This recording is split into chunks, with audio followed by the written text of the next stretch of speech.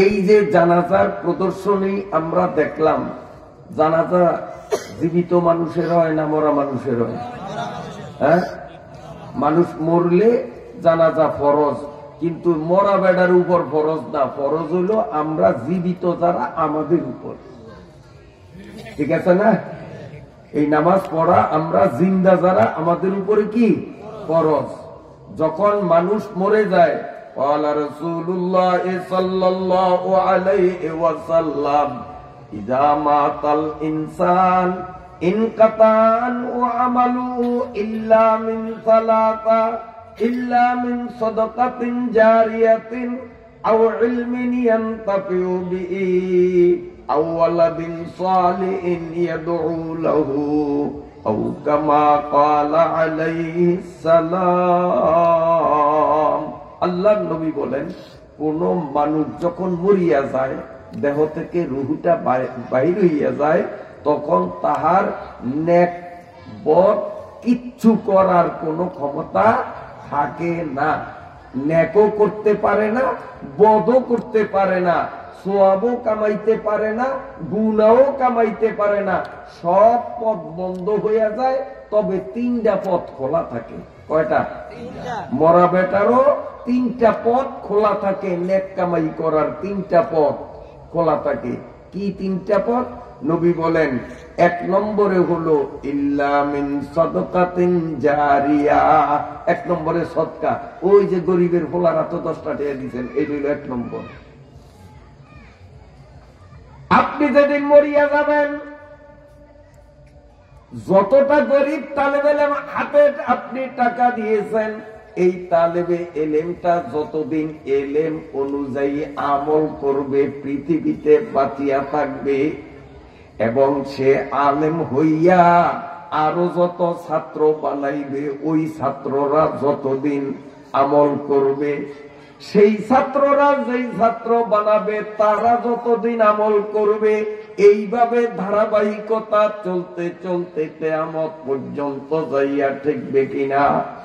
ঠেকবে কিনা? এই যে আপনি 10 টাকা দিলেন, এই 10 টাকা দেওয়ার সাথে সাথেই যে 210 জন শহীদের 10 টাকা করিয়া দেওয়ার সওয়াব পাইলেন আর বন্ধ হইছে এমন নয়, বরং কিয়ামত পর্যন্ত ডেইলি 210 জন শহীদের হাতে টাকা দেওয়ার সওয়াব প্রতিদিন আপনার আমল নামায় জমা হইতে থাকবে। এই হলো এক নম্বর, ইল্লা মিন সাদকাতিন জারিয়া। 2 নম্বর, আও ইলমিন ইয়ানতাফিউ বিহি। যেই ব্যক্তি এলেম চর্চা করছে, এলেম চর্চা করার পদ্ধতি 2টা। একটা হলো এই যে বক্তব্যের মাধ্যমে আমি আপনাদের সামনে এখন এলেম চর্চা করতে আসি, ঠিক না? আবার এলেম চর্চা করার আরেকটা পদ্ধতি হলো যে এলেম বিষয়ে কোনো কিছু লিখিয়া বই আকারে রাখিয়া যাওয়া, যাতে এই বইগুলি পড়িয়া পড়িয়া মানুষ ইসলামের গুরুত্বপূর্ণ জিনিসগুলি জানতে পারে। আমার নবী বলেন, এইভাবে যারা মৌখিক ওয়াজ, তাফসীর, বয়ান, বক্তৃতার মাধ্যমে এলেম চর্চা করলো, কিংবা বই লেখার মাধ্যমে এলেম চর্চা করলো, কিয়ামত পর্যন্ত তার আমল নামায় প্রতিদিন সওয়াব জমা হইতে থাকবে।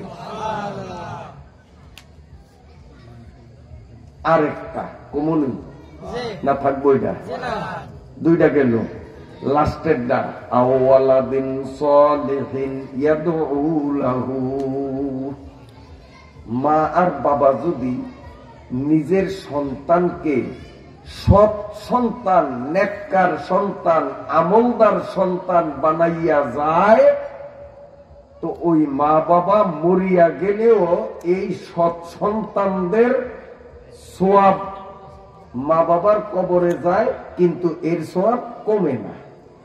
মনে করেন আমি আমার পোলারে সৎ বানাইলাম, মানে আমি গেলাম মরিয়া যাওয়ার পরে আমার পোলা এমন একটা আমল করছে যে আমলে 100টা নেকি, তো আমার পোলায় 100 নেকি পাবে, আবার আমার খাতায়ও 100 নেকি জমা হবে, ফলনটা কমবো না, এর ভাগ কমবো না। লা ইয়ানকুসু মিন আজরিহি শাই, তার ভাগের থেকে মোটেও কমবে না, সে যা পাওয়ার তা পাবেই।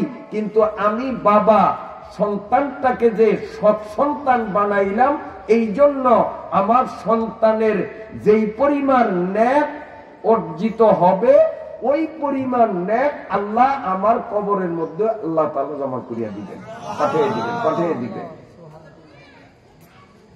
তো এই সৎ সন্তান বানানোর প্রাথমিক প্রতিষ্ঠানের নামই হলো নুরানি মাদ্রাসা। সৎ সন্তান বানানোর প্রাথমিক প্রতিষ্ঠানের নাম কি মাদ্রাসা বলেন?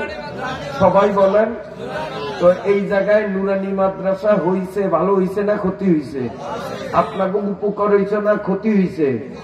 উপকার হইছে তো ইনশাআল্লাহ। কাজী এই মাদ্রাসাকে দিনে দিনে আল্লাহ তাআলা আরো সুনামের সাথে উন্নতির সোপানে উন্নীত করুক, কিয়ামত পর্যন্ত মঞ্জুর করুক।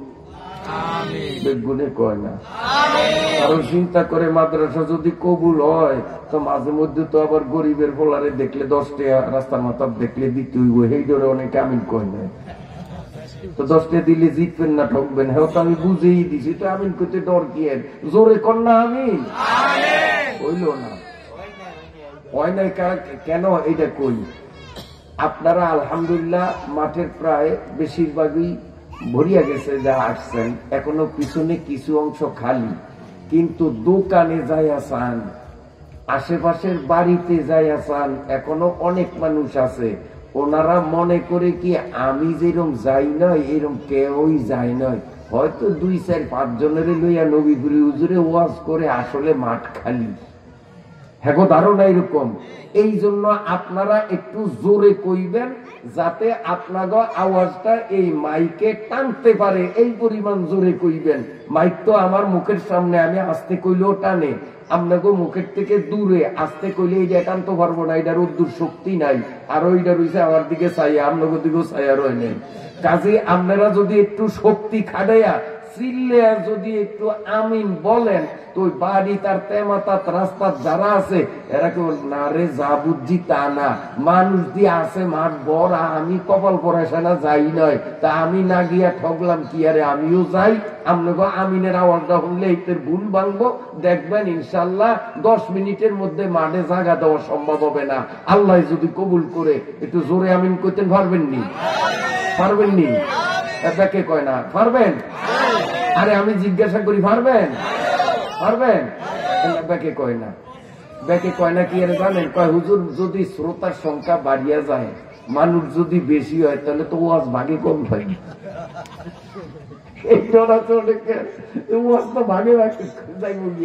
আমি তো ভাগে কম পাই, কই জন্য আমি নবীর কোনের দরকার নেই। যেই কয়জন আছি এককালে আমরা পুরোপুরি ওয়াজ লয়ে যাবো। জোরে সোরে বলেন, কমবে না ইনশাআল্লাহ। মানুষ 1 লাখ হইলেও যা কথা হবে, মানুষ 1 জন থাকলেও তো কথা তাই হবে। কি বলেন? ওয়াজ কি কম হইবনি? আর মানুষ বেশি হইলে কি ওয়াজ বেশি হইবনি? কাজে মানুষ বাড়লে কোনো দোষ নাই, আপনাকে ভয় নাই, কমবে না। তো জোরে সোরে বলেন আমিন।